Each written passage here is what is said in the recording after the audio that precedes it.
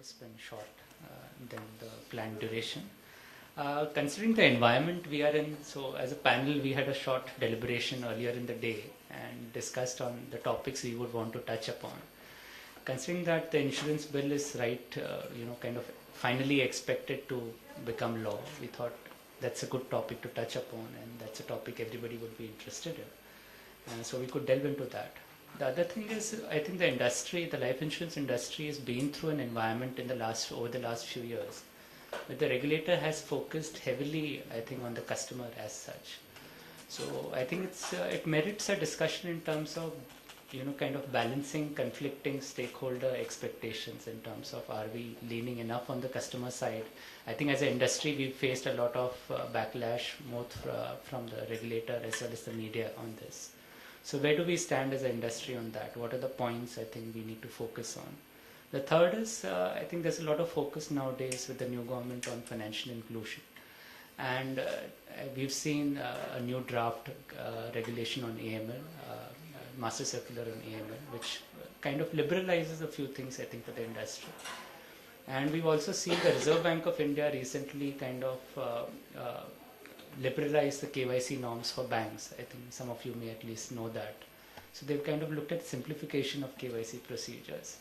Given that, if there's a small discussion on the kind of risks we see on AML for the industry, on money laundering for the industry, I think if we have time we'll get into that, and any other topics. I'll request the audience to pitch in whenever you have. So we left that as a residual topic, but given that Sundar, you've not left much time for us. So we'll come to it, I'm sure. So if there's anything, Sundar, you want to pitch in at the end, feel free. So coming to the insurance bill, I think broadly many of us are aware of the kind of changes that are happening in that. Swami, I'd like to start with you. Any views in terms of what are the key things that that's going to impact us as an industry in a big way over there? The one major outlook that we need to have as an industry with the new bill coming in is to realize that quite a few operational matters will shift to regulations. And till date, what we have been either accusing or taking a guard of is that it is in the act and nothing much can be done about it. Okay? But now with all that shifting over to regulations, and the role of the regulator increases substantially. Apart from the role of the regulator, the role of the industry per se increases substantially, and our responsibility increases substantially. That is where I believe that we as collectively as a self-regulatory body, which is the Life Insurance Council, can play a major role in ensuring that what we do is what is accepted in the long term in the industry, and also like what we have learned, a custom which runs for long becomes a law. So when we do a best practice for long, that immediately becomes a law going forward. And that's where the regulator also looks at it. If it is working well, and if the customers are happy about it, if the shareholders are happy about it, then it's best to standardize that and make it a law. So that's one major area that collectively as an industry we need to be aware of and be focused on. And apart from that, the other big aspect of this would be things like health insurance coming in as a separate industry per se. While business-wise it's a good thing, it's also important to ensure that the other ancillary areas like consumer forums, ombudsmen, all the quasi authorities are also aware of what are the nitty-gritties connected with this new sector, what are the nitty-gritties connected with the law changing into coming into regulations, what was the intent of the lawmaker at this point in time when they issue a circular, and therefore the decision that is taken by any authority is that with all fairness to all the parties concerned. Earlier on, when it was only the public sector insurance company, we need to realize that was with a social sector objective, with a social objective. The entire industry was in 1956, everything was all about socializing the country. But now life has changed for us. And therefore this bill is a very significant bill for all of us. CLB, your views? We discussed, Deepak, in the last meeting we had about the impact on the bill. A couple of points I want to speak here. One is section 45, which we have spoken about, the restriction of the right of the insurer to repudiate any claim after 3 years is one of the big impact areas for us. Now, what could happen, as somebody said in the meeting, is that somebody who wants to do fraud, he can keep quiet for 3 years and then lodge a claim. And then the hands of the insurers are tied. Now, in fact, we represented before the Rajya Sabha committee saying that this could promote fraudulent claims. In fact, the data what they have gathered today is that there are only minuscule claims which are beyond 3 years other than LIC. But what we told the committee is that, look, people today are aware that if there is a fraud which happens, companies can investigate and therefore can refuse to pay the claim. Therefore, the tendency to do a fraudulent claim is less today. You can't take the statistics today and then take a decision, therefore, to say that after 3 years you can't repudiate. In fact, we said if you open up, people will start making fraudulent claims and the trend will totally change. This is what exactly we said. Therefore, what it means, suppose the bill is passed the way it is worded today, that you can't repudiate any claim after 3 years. What it means for us is that we have to probably do investigations even when the policies are alive, when customers are alive, because nobody prevents us from repudiating a claim even if the policyholder is alive. Normally we do only after a claim happens, which means you have to do a lot of, for example, underwriting has to be tightened now, because the underwriter's role becomes more important. Because if you are not able to repudiate for 3 years, you should do a lot of risk checks at the underwriting time and do a lot of other activities within a period of 3 years to ensure that the fraudulent claims are repudiated even before the 3 years, even before a claim If comes. such a eventuality happens, that such a provision does come through, do you think we'll have any recourse under any other law to repudiate, even for frauds? No, the Insurance Act, again, the interpretation is that it's a sector-specific law. So it could overrule the other thing, and therefore it is not possible to go on an appeal against that. Because I think the intention of the legislator is that if a customer has lived for 3 years and he has, even if he had some ailment, he has outlived it. That was the version which was brought out in one of the meetings. Therefore, if you can't blame a customer even if he has an ailment, because it means that it doesn't have an impact on the insurer, which is, we didn't agree. We said that, look, there are ailments where the impact comes even after 5 years or 6 years. So, therefore, the impact would be huge. Let us see whether the wisdom prevails, because all of us are represented on this point. In fact, there are 5 CEOs who met the Rajya Sabha committee a couple of weeks back.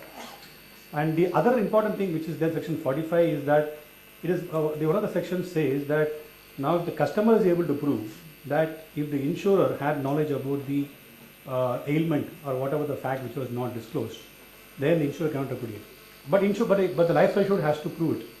In that subsection, what they have said is that for the purpose of this subsection, if an agent is aware of any fact, then it means that insurer is aware. They have now, what they are saying is that knowledge of the agent is knowledge of the principal. So if the customer is a nominee is able to prove that agent was aware of about health or an ailment of a life assured, which the agent did not disclose to insurer, and if the insurer, of course, if the life assured is able to prove it, then the insurer cannot repudiate. This is what is the implication of that provision which is there in the section 45 in the bill. So what could it mean? That the obligation on the part of the distributor is also becoming important. Of course, this is subject to the proof on the part of the life assured or the nominee. The nominee has to prove it that the agent was aware about this ailment. So the section 45 is therefore could open up a litigations, could open up a big legal risk for us. So we have to see how this is. I think it's also from a consumer perspective, it's a pricing issue, because if, as an Absolutely, industry, we have a law like this. At the end of it, Insurance you'll estimate certain issues arising out of this, and policy will have to pay those. Yeah, and genuine customers will pay. Genuine policyholders will pay for fraudulent customers. This is the impact of that. But that's the biggest one in life insurance, that a class of people pay for exceptions in the situation. Wrongdoings. Yeah. Because the expense also increase. Suppose you want to increase your investigation, the cost of operations go up, which you are load in the premium only. Cost therefore, of operation, the time taken to issue a policy. Absolutely. You're doing a lot of underwriting, physical checks on the ground. Absolutely. What's the flexibility of a private insurer to reach out into smaller areas and actually go on the ground and verify everything physically? It's difficult, very, very difficult to do that. Easier. It will also mean that we'll have to change the process. We'll have to get a documented process from the agent itself to say, okay, here. Correct. What has he And underwriting becomes more important now than ever before. Okay. Now, second area, in the interest of time, I just want to go to the next area, which is... There's also a subsection over there where if you are repudiating on the ground of misstatement, current version of the bill states that you have to pay back the premiums. That Yes, is where against fraud the is gap. not proved, where fraud is proved, you can forfeit the premiums. Where fraud is not proved, premiums have to be refunded. So what one of the LIC, I think, chairman said is that the tendency is that people will try it out now. So let us not There's no disclose. downside. Yeah, if it is not proved, I'll get back the money. Absolutely. So the second area which I want to quickly table is that this where the agent is there in the bill which have subsequently has been introduced is that for the misconduct of the agent, now the insurer is responsible of the penalty of 1 crore. Now this also we represented before Rajya Sabha committee. Look, there are, for example, LIC chairman was there. We discussed that look, there are 12 lakh agents for LIC. Now how can LIC go and supervise each and every agent's code of conduct? Of course, we can say that we will have the disciplinary action matrix implemented and take action against him. But if each and every agent's code of conduct there's a violation which is proved, there's 1 crore penalty is going to count, I mean, we'll not be able to manage the business this way. This we parked as one of the important issues. What we suggested is that the principles of agency contract, where the agent acts beyond the scope of authority of the principal, then the principal is not bound to answer for the acts of the agent. It's very clearly written. Especially if it's a criminal law. Criminal one. Now, if somebody does a fraud or a forgery, and because of that you are going to penalize an insurer, it goes against the principles. So we have recommended before the committee saying that if it is going beyond that, scope of authority, then we will not be held responsible. I think what they are trying to achieve there is that the customer complaints are there, insurance companies are taking disciplinary action, but still the number of complaints are high. So how are you going to address it? Only by making you as an insurer responsible. That's where they are coming from. I think in spirit what they can probably look at is that put some ceiling on overall complaints. Rather than looking at each and every complaint, every code of conduct, I'll penalize you like up to 1 crore. That's where the difference comes between putting something in the act and putting something in the regulations. Absolutely. This is a temporary phase that the industry is going through. Absolutely. This may change. In fact, one interesting thing happened in that meeting is that the 4 GIC chairmen also were there. In fact, what they also said is that, look, if this is the case, then everybody will be in a deep soup. Now, in fact, the Rajya Sabha committee, Secretary Department of Financial Services, that Mr. Sandhu was there. What his team members said is that there is only a limit of up to 1 crore. IRDA can decide penalty can be 1 lakh or 2 lakh depending upon the veracity of the issue. In fact, IRDA chairman was there. IRDA chairman replied that, look, today I am putting a penalty of 5 lakh, not 1 lakh or 50,000 rupees. Because today there's an RTA which is very powerful and people start questioning me as to how did I decide a penalty amount. He said, I'll put only 1 crore. But that made the topic very hot on the other day.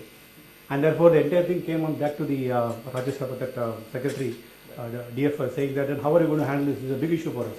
So this I think also would get probably addressed because we have given our voice of concern on that thing. And then the overall other thing is overall penalties have been substantially increased. For rural and social sector from 25 lakhs it goes to 25 crores. I mean mind-boggling number. Investment non-compliance, I don't know. 25 crores is the penalty for any investment non-compliance of 25 lakhs. And of course, this the general 5 lakhs penalty, that section, it is 1 lakh per day up to a maximum of 1 crore. So there's a significant increase in penalties. So of course, the compliance officers will have the job secured. But at the end of the day, the cost of operations is going to cost of compliance is going to significantly. I'm not sure how secure it becomes. CLB, if we get a fine, possibly, it will have effect around us. Anyway, so that is. Reaction on that. Just to add whatever, I think CLB and Swami have more or less covered everything. I would rather, dwell upon the interesting time that we are living in. We are in a very interesting time where almost every commercial law is being looked at and there are amendments being brought about. Okay, that has an effect in everything that we do. Not only within the insurance sector, but also in everything. The Companies Act is big, there's a huge amendment there. SEBI is looking for change. There are a lot of changes which are being expected in every other law. Now the government has said that they're going to shut certain laws. So we will have a lot of, I think it is a evolution that is happening. There is a lot of development that is happening across.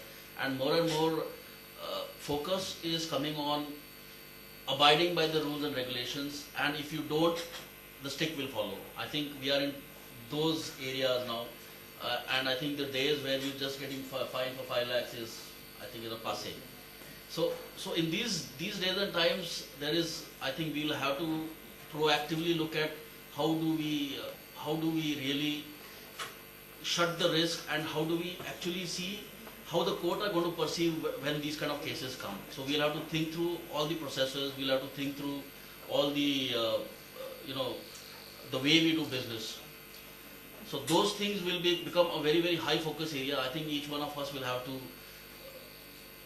actually think through these issues. So that is something which is actually, affecting, as far as I am concerned, which makes me think if there is going to be a sea change in the regulations tomorrow, but how are the courts going to look at it? The courts may possibly say, okay, this is the regulation today, I am going to give decision basis this. So we are going to have a plethora of issues which will have an effect on us. Yeah, one thing, this Securities Appellate Tribunal is going to be recognized as the appellate authority over IRDA's orders. So what could happen is that, as you said, the people will start looking at SAT as the one of the authority to which they will go rather than the courts and things. Would that also cover ombudsman? I don't think so. I don't think so. Yeah. Idea? I don't think so. No, I don't because the think so. ombudsman would actually come under the IRDS purview. Yeah. So that's the structure. It's a Ombudsman subset. to IRD to SAT. But there is no appellate. The appellate for the ombudsman is the IRD. Do we go now? I don't No, think not right now. See, I mean, it's like in the only banking structure. ombudsman scheme, there is a very clear-cut appeal provisions.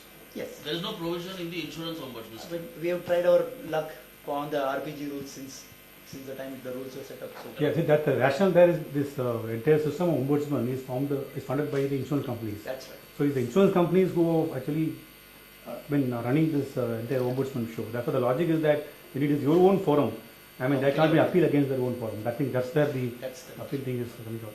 So, on the insurance bill, these are the key things. And then there are other positive things. For example, as Swami said, like giving a lot of powers to IRDA, to like commission ceilings are getting removed, expense ceilings are getting removed. So I think IRDA will be able to now frame regulations under that. Tier 2 capital is recognized, which is a very positive one. Like the way RBI is doing the perpetual bonds and things like that can now come into play, which is a very good thing. And then assignments and nomination, they are making some reforms. So these are the. I think there's a lot of good in the bill, and I think the media doesn't catch it because there's so much attention given to the FDI provisions that everything else is left aside. Samir, you kind of touched upon briefly on the company law. Any reactions to the changes? The company law has actually gone through sea change. I think the governance has become very, very tight now. There are, again, as in the insurance bill, the Companies Act also, the provisions of fines, etc. have gone really, really high now. So if I have to think, mostly it is the governance which has now become a focus. There is a huge focus on governance in terms of the directors, in terms of the board, in terms of the, the company secretary's position, in terms of what all things we had expected. It goes to such a minute level where it says that you need to have a compliance system within your district where a director has to sign off. So I think looking at these kind of things, there is going to be a lot of focus on the compliance, the legal and the secretarial. I think that's going to be the most focus area within that particular act. Any reactions to the mandatory CSR, Swami? Well, the general reaction that we have in anything is that if you have a rule, the first outlook is that how can I tweak it? That's a general approach that we have. Jugaad kaise kar sakte hain. CSR, it's a good thing that CSR has been made mandatory. It will drive in a lot of resources into the required sectors. But for us as insurance companies, if you look at what have we done, rural social sector obligations. Okay. Now, rural social sector obligations, they were rules framed right in those days, in 2000 rather, in fact, August 2000. But what have we done? We have just designed products which will help us meet those requirements. and leave it there. I mean, I remember, right, the time when these obligations came, I was talking to the people at the IRD office and telling them that, look, typically in a rural sector, rural in India doesn't necessarily mean poor, social in India doesn't necessarily mean rural. Okay? You will definitely have a cobbler sitting in the city, across the street. And you will definitely have Mercedeses and Pajeros running in the rural areas. So what is our intent? The intent is to cover as many people. So let's look at that intent and let's see how products can be designed and processes can be designed to cover as many people. Now similarly on the CSR, when it comes to, if I have to compare this rural and social sector to any CSR activity, if as a company I am mandated to do CSR and I say, okay, education is my area, I can benefit out of it by saying that, okay, how can I empower people, how can I train people on the ground to enable them or embolden them and give them the necessary tools to become insurance agents? If that is the approach, then I am combining business with the mandate and therefore making the best out of it. It all depends upon how I am looking at it. But if I am simply looking at it, okay, what does the CSR law say? The law says 1, 2, 3, 4, 5. I will comply with that 1, 2, 3, 4, 5. Then it's just another law which I am complying with. It's like wearing a helmet without the strap on. So the risk is still the same. So I think the expectation should be really getting CSR to be of strategic importance for the organization also, Yes. instead of just making it mandatory and purpose saying that it should be a percentage. Switching gears now, I referred to balancing conflicting stakeholder expectations, and given the history we've had, especially over the last few years, of the kind of regulatory changes we've seen. Sylvie, what's your view? Where do things stand now?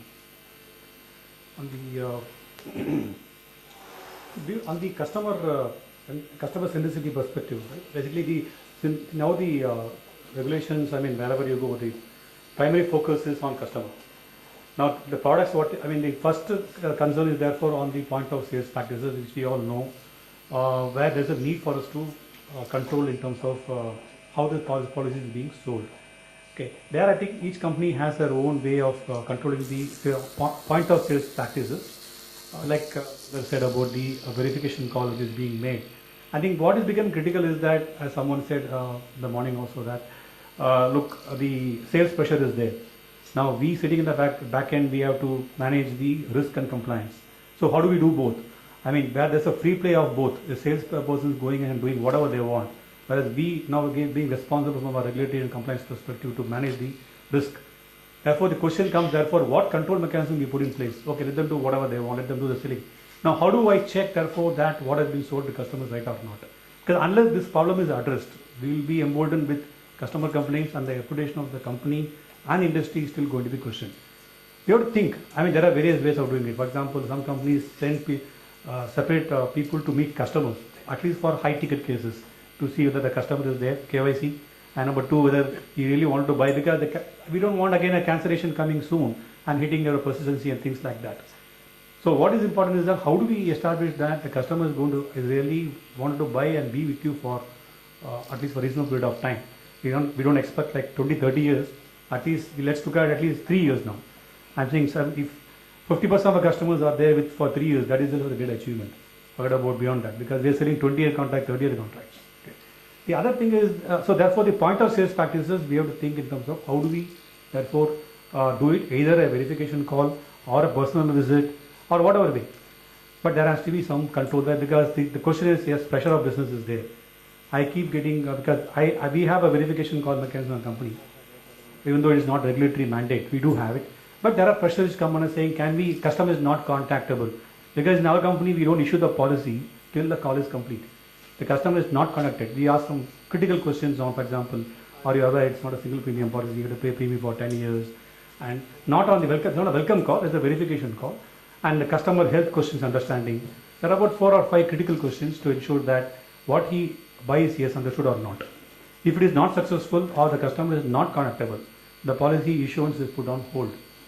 But there are times which pressures keeps coming because of the business pressures. But what I'm saying is that what is important is moving towards this, because unless we address this problem from a risk angle, how the customer is being sold, what he's buying, whether he understands or not, our primary risk is not addressed. That's the point I'm making here. And The other things, once the customer is there with you for 2 to 3 years, we do a lot of activities. We do send newsletters to him. We keep him engaged. Those things are perfectly fine. The customer is there with you for 1 year. I think we will be able to push him to 3 years easily. But the key problem is that how does he pay the second year's renewal premium? That's a challenge. Okay. And there are various reasons we all know about it. So when you say customer centricity, the first point I want to make is that there has to be focus from risk and compliance on how do we achieve this point of sale, that customer understanding what he is buying. But you don't think that with the changes in the product regulations, inherently our products have become far superior from a customer perspective? I still feel, Deepak, in the traditional ULIP and traditional, again, let's look at I two. think there's a divergence. Yeah, ULIP, I fully agree with you. Today the markets want ULIP because the markets are on all-time high. I think But- not just that, from a cost perspective also they've become a very efficient product. And if you're genuinely selling Absolutely. long term, Because the old time ULIPs are a different story. Now the ULIPs we have, the loadings are the very low. costs are comparable or probably cheaper to a mutual fund Absolutely. also. Absolutely. But in the traditional products, it is not the case. Right. Still, there are three stakeholders in the product when you sell. One is the customer, then you have a distributor, then you have an insurer. All the three stakeholders will have to ensure that, and there's a balance between what these three people get. For example, customer gets an IRR in a traditional product I'm looking at. We look at the guarantees, we do a cash flow and do an IRR. And secondly, distributor gets commission, for example, 30 or 35% depending upon the term. The term is more than 10 years, then he gets a maximum commission. And what the insurer gets is the profit, the VNB margin, the value of new business. So these three percentages, what we should, that will give a balance. Today, I still feel as an industry that what the customer gets as an IRR is still significantly lower than what distributor gets as commission and what we get as an insurer. I think So if you do that IRDA balance, had asked the industry to initiate some discussion and some guidance at the council level on standardization of products. And why do you think that never moved? Because inherently, I think we had a pain of the reforms which happened. Earlier we had a product structure, then we were moving to a unit link got revamped, then traditional products got revamped. I think we want to settle down the product regime so that there is no more changes and we carry on the business with this regime. I think that was more a priority, and I thought this was probably kept it at a later stage. I feel. my view, on this tends to be that inherently as an industry, we probably need to focus on the traditional products a bit more in terms of making them more customer centric, instead of just focusing on sales practices. Absolutely. Because if the product is good, largely it meets the purpose of the customer. You are as right. such. You're absolutely right. Instead of doing too many checks and balances at the point of sale or subsequently, because we also have to be cost efficient. In Absolutely. A way, In fact, the more cost you add, the more you're pricing it in. For the In fact, customer. there is It's a vicious cycle. correct. For distributor also, if the product is, for example, customer attractive, if you raise the IRR, for example, and reduce slightly a commission, now still distributor will make money, but he'll make money in volume, not in the margin. Not in the So market. it's easier for him to So it's number of units into profit per unit is total profit. So I will still make money in volume. That's why the ULIP we are story in is. that probably a phase of calibration where the distributors are trying to understand that. But ULIP story is a typical example. I'm saying today ULIPs are popular and people are still making money in ULIP because that's what customer wants and it's good for the customer today. Samir, any views on this? More or less, CLB has covered whatever I have to say. Swami, anything? I always believed in the old maxim of what customers want, sasta sundar tikau. And that's what customers are always looking for. Well, at product level, all these changes that have happened is, seemingly and believably for the interest of the customer. And companies are also doing their own process innovations, using technology, reviewing the entire processes end to end to ensure that there's a straight-through processing and therefore reduced cost of operations. Now, that's where while you have already paid out the share of moolah to the distributor, that's where you can save some money for the shareholder as well as the policy holder. Once you make it easy for the customer to buy and to live with, then I'm sure longevity is not an issue. Because today's customer is a well-informed guy. He does his own homework. When things go wrong, he complains. That's a different matter.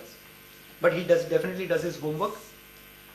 And he is not hesitant to pay that 1 rupee more to get the top level service, to get a personalized service where need be. And the beauty is today, how many of us have actually walked into a bank branch to get serviced? We all do it online.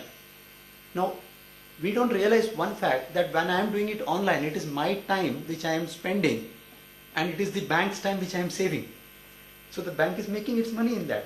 At the same time, I am still willing to do it because it is good for me. I mean, I have control over what I am doing. And that's where customers look for. And that's where all our products will be designed, our processes will be designed, even going forward. I think that's a good point, that technology is really enabling customers to have a far better sense of what they want. Swami, do you think we can go to the levels of bank? No, we cannot. Our products are different. Our industry is That's different. what I felt, because at the highest, in bank you go and do debit, credit, you give a lot of, you transfer funds, you do all that. But I think in the insurance side, we are constrained is after sale, unless there is a kind of a fund transfer in case where it's a fund-based one, there is hardly anything one can do. Actually, you are right. I mean, after sale in a life insurance, there's no life further. Yeah. Just one, You need to build in that life. Just wait for the relationship eventuality. life. I would put it that way. just one point I forgot to mention in the context of this. Agent losing interest after policy is sold. See, today in the insurance bill, there's a cap on commission. This is 40 or 35% for first year, then 7.5, 7.5, then it's 5. Once the CD is scrapped, with IRD given more powers, we can even lobby for increasing the second year's commission beyond 7.5. So that gives incentive more, and then reduce. I'm not saying reduce the first year commission substantially. I'm saying you can slightly reduce the first year and slightly increase the second and third year. So what could happen is that there will be more incentive for him to sell. Yes. I mean, collect the real premiums. Today it is very, very low, 40 or 35 to 7.5.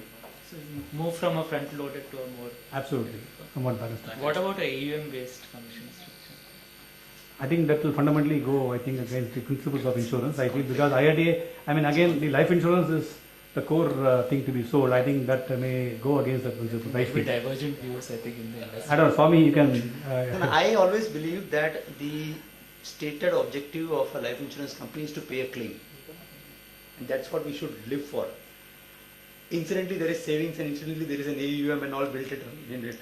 But if I start giving incentives based on AUM, then the customer is told that I'm here to talk to you because I'm here to help you save money and not to pay your family when you are not around. So I agree with CLP that there will be a typical conflict of interest when an agent walks in to sell a life insurance policy but sells a deposit or a savings. So there's always a conflict of interest between the distributor and the customer. Today, if he gets 35% commissions, are you saying there's no conflict of interest there?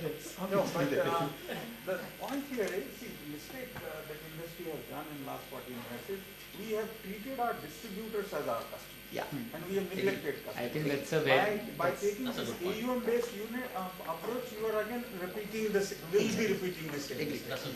I think the time has come. How do I handle the communication part of the life cycle in the insurance? Because see, over communication in insurance is also a problem.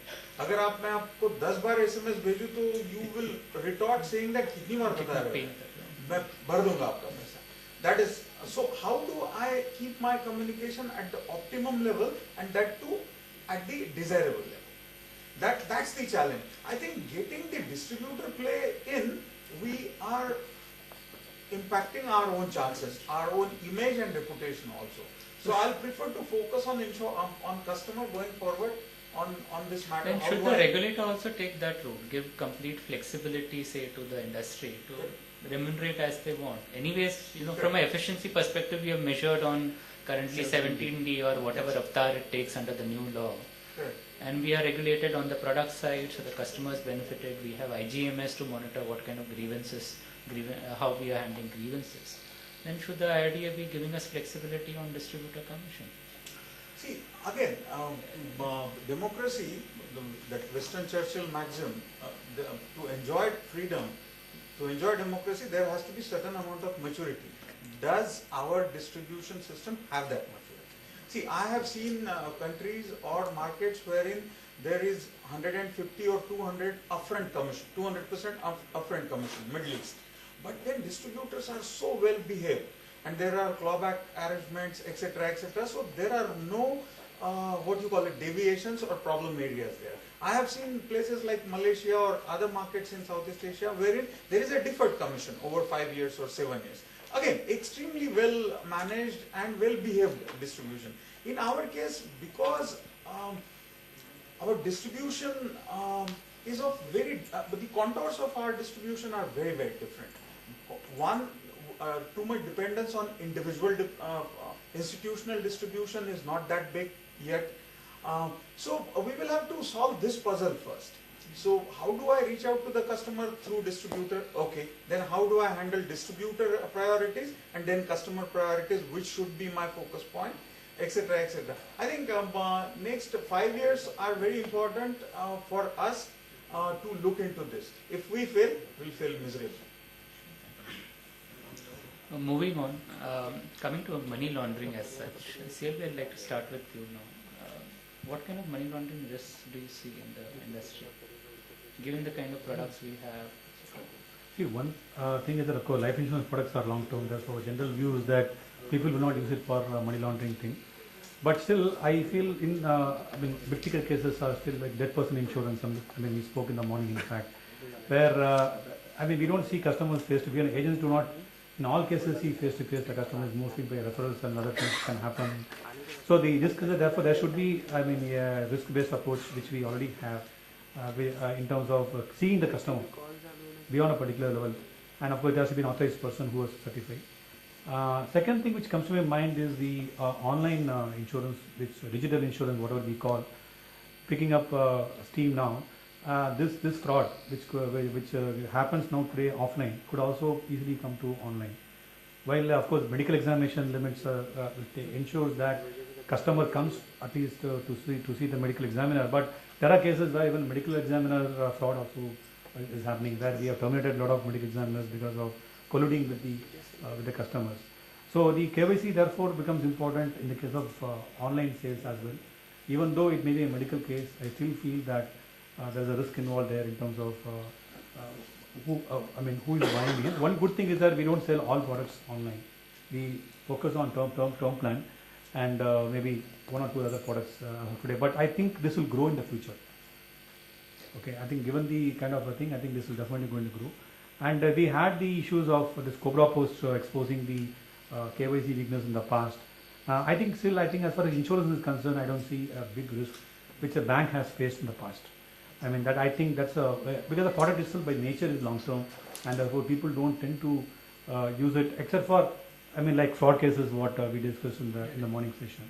So I think as long as we tighten our due diligence based on a risk-based approach what we already have, and have either a physical verification or checking the documents, AML documents, based on a risk-based approach, I think fairly, and then the claim stage anyway we do a complete investigation. So the good thing is that the investigator gives the complete report. So we still have that weapon in our hands. I think we are fairly controlling the risk. Sure. Swami, any views? Couple of points here. One is with more and more digital insurance coming in, there will be less and less of cash transactions per se. But that doesn't mean that AML is completely, money laundering completely gets wiped out. It only gets more in per transaction value and more complex in terms of transaction value. But the other good thing that is happening is that with the government also taking a lot of initiatives on identifying citizens, like Aadhaar card, and then you have the companies like NSDL helping you with an online verification of PAN, and all that getting much more standardized and much more organized in a manner. There's also talk of common KYC. Common KYC, correct. So that would help companies identify their customers much better. And the other point which now comes up in the insurance bill is that, which was always the case, that the agent is a primary underwriter. But with that getting a legal sanction to it, there is a much better possibility and probability of the agent taking that responsibility, saying that yes, I have actually seen the customer, and yes, I know that he stays in so and so place. One more point I want to add, Swami. Even the repository system, in the bill there is a provision that IRDA can mandate compulsory e-account beyond a threshold limit. A sum assured or premium what IRDA may define. For example, they can say above 5 lakhs of premium, they have a compulsory electronic account. So what it also means is that in a way it's a control from the risk perspective that the customer has to open an e-account and the KYC done completely, and repository also takes that responsibility in a way. So it's another mitigant. I'm just Having said all of that, it's not that money laundering doesn't take place in other countries. In all the developed countries, it still takes place. We as an industry which is going towards that, we have to actually learn from their mistakes and build in our own procedures and systems to ensure that we don't go through the same path that they have gone and we have stepped 2 steps ahead. Samir, any? My view a little, I feel that the risk on the money laundering is not as much as perceived as compared to banking, etc. Because as CLB and Swami both said, that it is a long-term product. And if you see most of us, we don't even accept cash beyond certain limits. So whatever there is a small play that happens, but it is not really a huge risk as compared to the banking industry. And of course, as the mitigants, both CLB and Swami have already spoken about, I do not perceive it as a huge risk in that terms, as a legal or compliance risk in that sense. But yes, of course, we have to follow every rule and regulation that is there. So we will have to follow whatever is given therein. And one thing that we need to, as compliance officers, when we look at it, AML per se is not a close to IRDA matter. It is in NFIO, it's across 2 regulators. So IRDA is only a implementer, moderator, whatever you call it, but it's primarily the FIU, and they look at it from a much larger perspective of international frauds rather than only specific that particular transaction. So therefore there is a lot of sensitivity involved in every single AML violation that happens, and that will only increase if the volumes reduce, the values increases, and therefore the sensitivity increases. Yeah, I agree. I think insurance per se, life insurance is a less prone product to money laundering as such. I concur with that view. And I think till now, all industries who are saddled with looking at AML as an area, I think we've been running the risk that you have a responsibility of doing KYC, etc. And we had no mechanism to really evidence the fact that all originals have been seen. At least these availability of databases like Aadhaar, etc., or a central KYC repository mitigates a big risk for all of us in terms of independently verifying that, and I think it's a big move in the positive direction. So I think. Sorry, only other point comes to mind is the list of the sanctioned people, where we screen them before the policy is issued. Suppose we start looking at moving globally and saying opening offices abroad. One risk which could open is that in countries where we are opening our offices, is the list of to be screened effectively, because today we do a logic of combined names, date of birth, and things like that, 2 or 3 combinations. So I think this could open up if somebody is looking at opening offices abroad. Because at that point we'll have to comply with the local requirements. Will be governed by that authority. No, plus I'm saying the list of sanctioned persons, like for example UN 1267 list, the Bank of England, every company have their own list. I'm saying that will become We'll have to put an additional list there, whichever is governed in that particular country. a lot of companies are opening offices abroad. Absolutely. So I'll leave the floor open for any questions, since the soups have not reached the table. I'm sure everybody's really hungry. I have a question more on that. Hello. So we talked about persistency and all, and I think he mentioned the point on clawbacks not being there. Now if you look at mutual funds recently, for beyond top 15 cities, even SEBI has mandated mutual funds to clawback the commission. If a person comes in and exits in 1 year, then the commission can be clawed back. Why not you as an industry work with IRDF once the caps are removed, that if the insured doesn't pay, not that he dies and the claim is settled, but doesn't pay in the 2nd or 3rd year, then you can claw back the upfront. So the income of the distributor doesn't suffer, but for him it's important that the end client continues. See, the provision is already there today. It's in the persistency guidelines circular. It's called deferment of commission. An insurer has an option to defer the commission, not pay the full commission upfront, or pay the commission and claw back if persistency is not achieved. But this is an optional provision which is there. We ask me, it is not, we need not wait for IRD to do it. IRD has already given us a right to do it. So it is for the companies to decide how they want to do it. In fact, some companies are doing it. There is a persistency clawback which is there. if you Some don't achieve companies are in And besides that, if I may just add, the problem is that in case of an individual agent, the cost of recovery would be much higher than the amount itself. So we have to actually make a commercial decision, ki do I go for him or not? So that becomes a big issue to no, if we or have the to other apply. option is to pay a part commission. If 30% is the commission, pay 15% now. Balance 15% end of second year. But I think most End of of us first do year. have a clawback clause. Yes.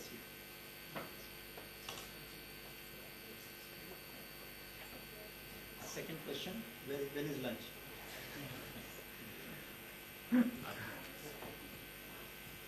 One of the requirements of Companies Act is to ensure that there is a system to demonstrate for fraud prevention, and also the directors have to certify this time that controls are effective and reliable. Directors and audit committee. So do you see a change, or it will be managed the way it has been managed in the past? I think Swami can better answer. I'm just coming fresh from a risk committee meeting, so. Well, yes, I mean, see my take on it, I'll say, the frauds that have been envisaged under the Companies Act are in the backdrop of incidences that have happened in the economy, and those have been, at massive levels, at much larger implications, the Sahara and the Second cases. The frauds that we talk about in the insurance industry are much smaller as compared, but fall into the same bucket as a fraud. Yes, what we have to do is, while we have our own systems more driven by business compulsions as well as reporting requirements, we already have those systems. But those will now assume much larger significance when you ask the director to certify. Obviously, he would like to get as much comfort as possible before the director can certify on anything. And especially when it comes to an audit committee and the liabilities of directors under the Companies Act. This will be a clear focus area for all companies to, irrespective of which industry they are in, to ensure and demonstrate that they definitely have a system in place. It's not just another system, but with the focused thing on systems, processes in place to detect frauds, to prevent frauds, to resolve issues, to take action, and to communicate to the rest of the company that we have taken action and this is what we will do going forward, and to report the same to the authorities. So, Even that timeline is very short, 31st March 2015. Would you feel that? Do you feel that disclosures will go up? Because that's what happened in the SOX era. But there, of course, the monitoring is very high in the US. yeah, But I don't know about here. So We are already reporting frauds in line with the IRDA guideline. yes, now they want systems and processes, and they want certification from board and audit committee. Yes, I think scrutiny at a risk committee level will definitely increase. Like, But one- historically, we've yeah. been presenting some amount of reports to the committee. but My probably take that is that, my point is that if there is no systems in place, system in the sense, the information system also they want, a computer system, to demonstrate that they have the controls, and if that is not in place, and if it is to be put in place and we need timelines, it's better to disclose that the system is being put in place, rather than say we have system in place and then certify. And of course, the monitoring mechanism is not so stringent here. That's the saving grace. and that's where I think the role of the secretarial auditor, who's an independent person, will Absolutely. be significantly. I was about to say because- that point. See, the most important thing is that you have to do a secretarial audit Yeah, and place this audit report along the director's report. that's right. The question is that how are you going to explain this to a secretarial auditor, Yeah. saying that you are complying with this provision? Okay. Not only this, the entire list of compliances what we have a big responsibility because this was not there earlier. And this is the new requirement. And I mean, these are external auditors, so we have to be very careful Yes. and ensure that this is managed well ahead before the audit begins. Yes.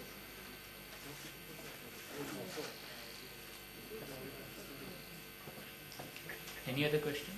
Can we close?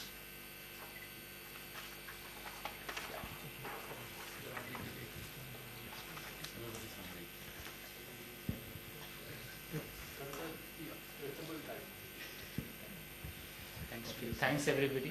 Thank you so much.